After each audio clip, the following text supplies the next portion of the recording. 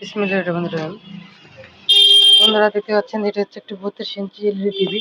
এটা হচ্ছে যে মাদারবোর্ড টিপি V56 পিপি 816 এই নাম্বারের একটি মাদারবোর্ড। এটা হচ্ছে একটি চায়না মাদারবোর্ড। এটি যে সমস্যা, এটি সমস্যা হচ্ছে মূলত এটি যে ব্যাকলাইট জ্বলে না। আমি ব্যাকলাইট চেক করে দেখেছি, ব্যাকলাইট ঠিক আছে। আমি সমস্যাটি পাইছি হচ্ছে এখানে যে ভোল্টেজ আছে, ভোল্টেজটি সুইচিং হচ্ছে না। এখানে একটা হাই ভোল্টেজ তৈরি হয়, সামান্য কিছু পরিমাণ ভোল্টেজ এখানে বাড়ছে, কিন্তু খুব বেশি ভোল্টেজ এখানে বাড়তেছে না। তো বন্ধুরা, এর কারণ হচ্ছে আমি সবকিছু দেখেছি। এখানে এই যে আইসিটি আছে দেখতে পাচ্ছেন, এই যে আইসিটি আছে, এটা হচ্ছে ব্যাকলাইটের ড্রাইভার আইসি। এখানে বিএল অন সিগন্যাল ঢোকার পর এখানে হচ্ছে আইসিটি সুইচিং করে হচ্ছে ভোল্টেজটি হাই করে। কিন্তু আমি এখানে কাজ করে দেখেছিলাম, কিন্তু এই আইসিটি খারাপ। মূলত এই আইসিটি খারাপ হওয়ার কারণে এখানে ভোল্টেজটি হাই হচ্ছে না। তো আমি এই জন্য যে কাজটি করেছি, আমার কাছে এই আইসিটি এখন নাই। আমি এজন্য আইসিটি চেঞ্জ করে দিকে আর যাইনি। আমার কাছে বিকল্প ছিল। বিকল্প হচ্ছে এই যে একটি মডিউল ইনভার্টার, এই যে দেখতে পাচ্ছেন, এটি হচ্ছে 32 ইঞ্চি 43 ইঞ্চির জন্য একদম পারফেক্ট। এই মডিউলটি 32-43 এটি খুব ভালো কাজ করে। আমি এই মডিউলটি এখানে লাগিয়েছি। ইনভার্টার লাগানোর যে প্রক্রিয়া সেটি যদি আপনাদের দেখাই, এখানে দেখতেই পাবেন। এই যে দেখেন, এখানে আছে ভিসিসি সাপ্লাই, দুটি ভিসিসি সাপ্লাই পিন, তারপর আছে ইনেবল পিন, তারপর আছে অ্যাডজাস্ট পিন, তারপর আছে দুটো গ্রাউন্ড পিন। এখানে আমার লাগবে মূলত ভিসিসি, বিএল অন বা ইনেবল পিন, আর হচ্ছে গ্রাউন্ড। তিনটা তার নিলে যথেষ্ট। এখান থেকে যে দেখতে পাচ্ছেন এই যে হলুদ তার, এটা ভিসিসিতে লাগানো আছে। অবশ্যই এগুলো লাগানোর সময় একটু দেখে শুনে লাগাবেন, কারণ দেখেন এখানে লাল তার কিন্তু এই যে ইনেবলে দেওয়া আছে, এখানে লাল তার কিন্তু ভিসিসি সাপ্লাই না। সবসময় যে লাল কালো হলে যে লালটা ভিসিসি হবে বা কালোটা গ্রাউন্ড হবে, বিষয়টা এরকম না। এখানে লক্ষ্য করে দেখবেন, দেখার পর লাগাবেন। তো দেখেন আমি যে কাজটি করেছি, এখানে দেখেন এই যে ভিসিসি সাপ্লাই, এই যে হলুদ তার, এটি হচ্ছে 12 ভোল্ট।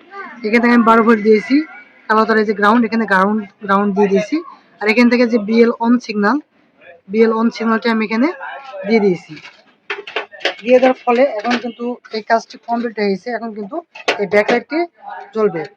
আমি হচ্ছে এটি মাদারবোর্ডটি এখানে সেটিং করার পর হচ্ছে আপনাদের প্রবাসে দেখাবো যে ব্যাকলাইট জ্বলছে কিনা। বন্ধুরা, আমি এই যে এটি ভালো করে এখানে নাট দিয়ে আটকে নিয়েছি। এখন পাশে যদি একটু দেখায়, দেখেন এই লাইটটা আগে থেকে লাগানো ছিল বন্ধুরা, আমি এটা লাগাইনি। শুধু এই যে এই টেপ, এখানে কিছু টেপ লাগিয়ে দিলাম। আপনারা যখন লাইট লাগাইবেন সবসময় চেষ্টা করবেন এই যে এটা উঠায় এটার ভিতরে অরিজিনাল যে লাইট সেগুলো লাগানোর চেষ্টা করবেন। এটি ছিল 6 বাল্বের লাইট।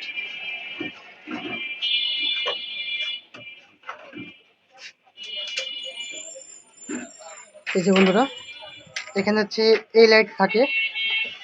তো যিনি লাইট লাগাইছেন তার কাছে হয়তো বা ছিল না, তাই তিনি লাগিয়ে দিয়েছেন এইভাবে, এই লাইট লাগিয়ে দিয়েছেন। তো এটি যদি লাগিয়ে দিত এরকম লাইট, তাহলে সেম হয়ে যেত। তো যাক, যেটি লাগাইছে। তো এই লাইটটি যখন লাগাবেন অবশ্যই এই পেপার নিচে লাগাবেন। এর কারণটা যদি বলি, দেখেন এই যে এই বডিটা হচ্ছে টিনের, হ্যাঁ। এখানে হচ্ছে আপনার বাল্বটি যখন গরম হবে তখন কিন্তু এই টিন বডিটা একটা হিটসিন হিসেবে কাজ করবে, তখন আপনার স্থায়িত্ব লাস্টিং অনেক বেড়ে যাবে। এজন্য যে কোনো সময় বাল্ব চেঞ্জ করবেন বা লাগাবেন তখন চেষ্টা করবেন এটা যেন এই পেপারের তলায় লাগানো যায়। তো আমি এখন এই তারটি দুটো এখানে আমি জয়েন করে দেবো। তো বন্ধুরা, এখানের কাজ আমার শেষ। এখন এখানে লাইন দেব।